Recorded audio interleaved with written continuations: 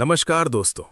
कल्पना कीजिए, ये विराट ब्रह्मांड जो अभी असंख्य आकाश गंगाओं, तारों और प्रकाश की नदियों से धड़क रहा है, क्या ये सदा ऐसा ही रहेगा या किसी अदृश्य नियम के अधीन ये भी एक दिन शांत हो जाएगा? ऋषियों ने कहा था, यत उत्पन्नम तद विनश्यति। जो प्रकट हुआ है वो परिवर्तन से बच नहीं सकता। परंतु यहाँ रहस्य और भी गहरा है। वेदांत के अनुसार ब्रह्मांड कोई ठोस वस्तु नहीं, बल्कि चैतन्य की तरंग है, एक महान लीला, जहां सृष्टि, उत्पत्ति, स्थिति और लय निरंतर चल रही है। विज्ञान आज जिसे कॉस्मिक एक्सपेंशन कहता है, उसे प्राचीन दृष्टि ब्रह्म की श्वास कहती थी। एक श्वास में विस्तार, दूसरी में संकोच। प्रश्न ये नहीं कि ब्रह्मांड समाप्त होगा या नहीं, प्रश्न ये है कि समाप्त होने पर क्या शेष रहेगा। जब अंतिम तारा बुझ जाएगा, जब समय स्वयं थक कर स्थिर हो जाएगा, तब भी वेदांत कहता है साक्षी चैतन्य शेष रहेगा। वही जो न जन्म लेता है न नष्ट होता है। ब्रह्मांड का अंत किसी विस्फोट का अंतिम दृश्य नहीं, बल्कि प्रलय की मौन गोद है, जहां नाम और रूप विलीन होकर अपने मूल में लौट जाते हैं। जैसे तरंग सागर में गिरकर सागर ही बन जाती है, वैसे ही ये संपूर्ण दृश्य जगत पुनः ब्रह्म तत्व में विश्राम करता है। और शायद यही अंतिम भविष्य का सबसे बड़ा रहस्य है। अंत वास्तव में अंत नहीं, बल्कि एक अदृश्य विराम है। उस विराम को ऋषियों ने महाशांति कहा। एक ऐसी अवस्था जहां न गति है, न दिशा, न काल का बंधन।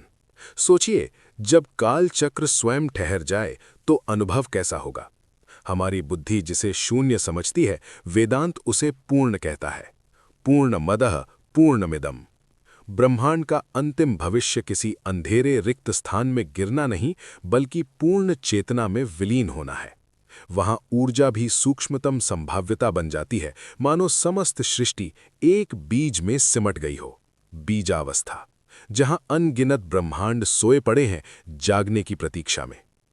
और फिर उसी मौन के गर्भ से हल्की सी कंपन उठती है, स्पंदन। यही स्पंदन अगली सृष्टि का प्रथम संकेत है।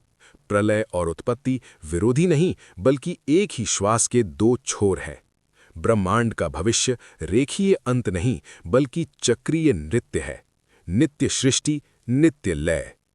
शायद सबसे गहरी बात यह है कि ये पूरा खेल बाहर नहीं, उसी चेतना में घट रहा है जिसे हम मैं कहते हैं। यदि साक्षी को जान लिया तो ब्रह्मांड का अंत भी भय नहीं देता, क्योंकि जो स्वयं अविनाशी है उसके लिए हर प्रलय केवल एक स्वप्न का बदलना है। जब हम इस दृष्टि से देखते हैं तो प्रश्न बदल जाता है। हम पूछते थे ब्रह्मांड का अंत कब होगा, पर वेदांत पूछता है दृष्टा कौन है जो अंत को देखना चाहता है, क्योंकि जो देख रहा है वो स्वयं समय के बाहर खड़ा है। ऋषियों ने इसे तुरीय चेतना कहा। जागृत, स्वप्न और सुषुप्ति से परे वो चौथी अवस्था, जहां सृष्टि आती जाती दिखाई देती है पर साक्षी अचल रहता है। ब्रह्मांड का अंतिम भविष्य उसी साक्षी के लिए केवल एक दृश्य परिवर्तन है। जैसे आकाश में बादल बनते और मिटते हैं, पर आकाश कभी भीगता नहीं। और शायद यही सबसे गुप्त रहस्य है। ब्रह्मांड का भविष्य दूर कहीं घटने वाली घटना नहीं, बल्कि अभी इसी क्षण हमारे भीतर घट रहा है। हर विचार का उठना एक उत्पत्ति है, हर विचार का शांत होना एक सूक्ष्म प्रलय।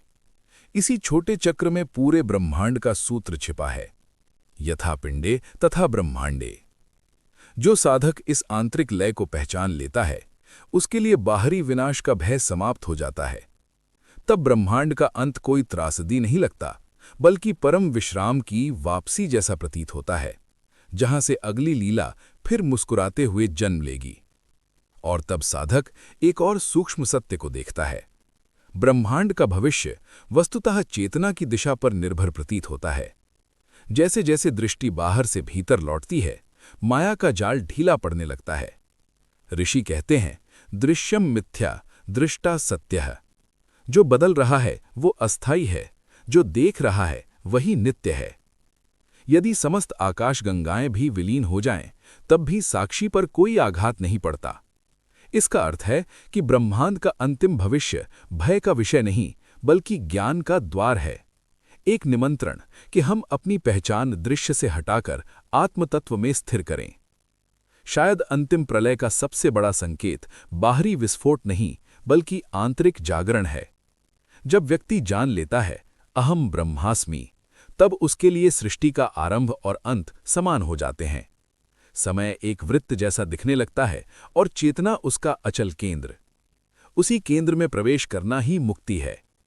तब ब्रह्मांड चाहे अनंत बार बने और मिटे, साधक शांत रहता है, क्योंकि उसने उस आधार को छू लिया है जहां कोई भविष्य नहीं, कोई अतीत नहीं, केवल शुद्ध सतचित आनंद का अखंड विस्तार है। और इसी अखंड विस्तार में एक अंतिम प्रश्न स्वयं घुल जाता है। यदि सब कुछ सच्चित आनंद में ही उठता और विलीन होता है, तो क्या वास्तव में कभी कोई अंत था? ऋषियों ने मुस्कुराकर कहा, अंत केवल दृष्टि का भ्रम है। जैसे स्वप्न टूटते ही पूरा स्वप्न जगत एक क्षण में लय हो जाता है, वैसे ही ब्रह्मांड का महाप्रलय भी चेतना के लिए एक पल से अधिक नहीं। माया समय को लंबा दिखाती है, पर आत्मा के लिए करोड़ों वर्ष भी एक श्वास समान है। इसलिए ब्रह्मांड का अंतिम भविष्य किसी दूर की घटना नहीं, वो हर क्षण घट रहा है, हर क्षण मिट रहा है। यही कारण है कि ज्ञानी ब्रह्मांड के अंत की प्रतीक्षा नहीं करता, वो अभी और यहीं प्रबोध चाहता है। क्योंकि जिसने स्वयं को जान लिया, उसके लिए हर प्रलय उत्सव बन जाता है, पुराने रूपों का विसर्जन, नई लीला का आमंत्रण। तब सृष्टि एक भयावह पहेली नहीं रहती, बल्कि ब्रह्मनाद का नृत्य बन जाती है, उठान, विराम और पुनर्जन्म का अनंत संगीत। शायद यही अंतिम रहस्य है। ब्रह्मांड का भविष्य जानने से अधिक महत्वपूर्ण है उस साक्षी को जानना, जिसमें अनगिनत भविष्य जन्म लेते और शांत हो जाते हैं। और जब साधक उस साक्षी में स्थिर होने लगता है, तब एक अद्भुत उल्टाव घटता है। ब्रह्मांड अब बाहर फैला हुआ नहीं लगता, बल्कि भीतर प्रतिबिंबित दिखाई देता है।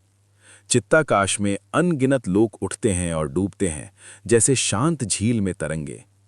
ऋषियों ने इसे दृश्य विश्व की अंतर्मुख यात्रा कहा, जहां खोज अंतरिक्ष की नहीं, चेतना की गहराई की होती है। तब समझ में आता है ब्रह्मांड का अंतिम भविष्य किसी दूरस्थ विस्फोट में नहीं, बल्कि अविद्या के विलय में छिपा है।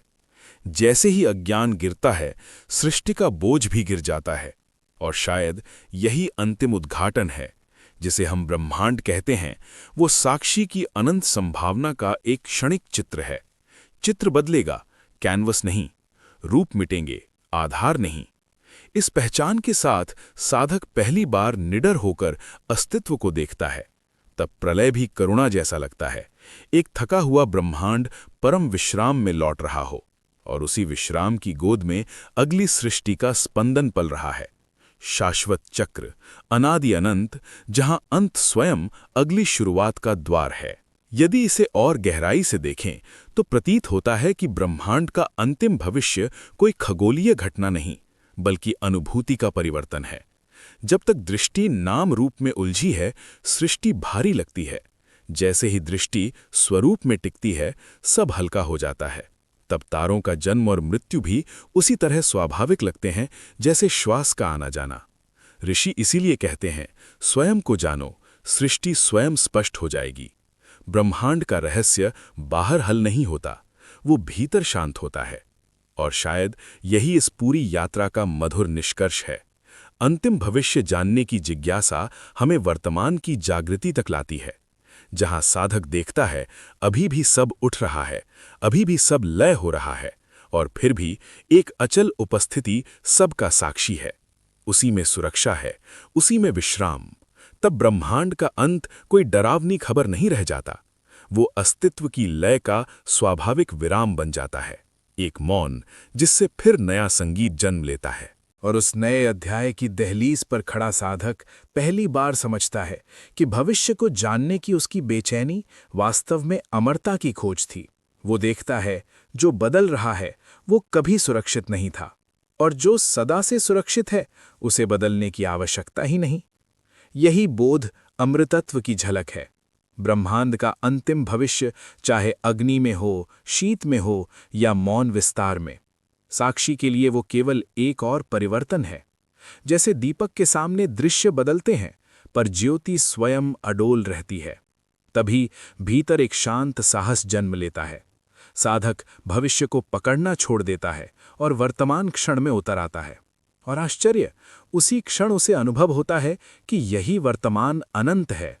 यहाँ ना आरंभ दिखता है, ना अंत, केवल सतत उपस्थिति। शायद ब्रह्मांड का सबसे अंतिम रहस्य यही है, जिसे हम अंत समझते हैं, वो चेतना की दृष्टि से एक द्वार है, सीमित से असीम में प्रवेश का। और जो इस द्वार से गुजर गया, उसके लिए सृष्टि का पूरा इतिहास एक श्वास जितना हल्का हो जाता है। अंततः साधक मुस्कुराता है, क्योंकि उसे दिखता है ब्रह्मांड का अंतिम भविष्य कोई विनाश कथा नहीं, बल्कि घर वापसी है। नाम और रूप अपनी यात्रा पूरी कर मूल में विश्राम लेते हैं, जैसे तरंग सागर को लौटती है। और उस लौटने में हानि नहीं, पूर्णता है। यही पूर्णत्व समापन भी है और आशीर्वाद भी। जो आया है वो जाएगा, पर जो है वो सदा है। इस सत्य को जिसने छू लिया, उसके लिए हर अंत एक नई शुरुआत का प्रकाश बन जाता है। यही कथा शांत होती है, मौन में, जहां शब्द रुक जाते हैं और केवल अनुभव शेष रहता है। यही समापन है और यही शाश्वत आरंभ। धन्यवाद।